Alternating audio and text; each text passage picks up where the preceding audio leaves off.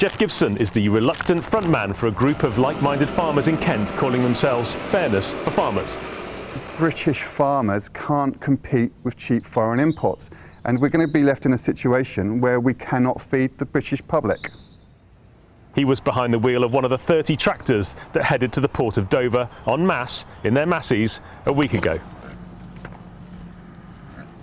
This morning we're joining him as he feeds his pigs to get a better understanding of what he thinks they achieved and why they want to do it again. We achieved exactly what we wanted to achieve and a lot more. We've got a message across to the British public, we've got our message into government, and for the first time in a generation I feel like we have a real chance for our voices to be heard.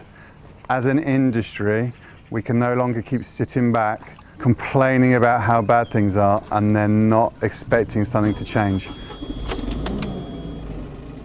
We do everything as we can as an industry to produce the highest standards of food and welfare in the world, and we feel that that's being eroded away by terrible Brexit deals, a complete and utter lack of empathy from the UK government and the supermarkets to the way that they treat British farmers. Every farmer has to deal with their own unique set of issues. Jeff's pig numbers are down because they didn't breed in the scorching temperatures last year, and then there's the issue of blue tongue in this area. We'll cover all of this in an upcoming film. In the meantime, he has to focus on creating a big visual feast tomorrow, whilst not annoying the people of Dover. We're not going to be tearing up motorways. We're not going to be spreading government buildings in manure. We are going to do this peacefully, and we're going to exercise our right for peaceful protest. The police have no problem with that, and the general public, I think, are on side. I think the general public will rally behind farmers and come out to show support. Right, come on guys, have a get.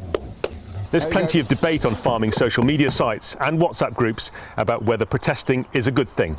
Many are worried farmers risk losing the goodwill of the public. But the public also needs to understand what the farmers are protesting about. Who are the bad guys? Is it the government? Is it the supermarkets? Because every nation and every sector has its own issues. Jeff thinks it's very simple. There is a single message buried in all of our gripes: sustainability. If we're not sustainable in our industry, there is nothing left after a while.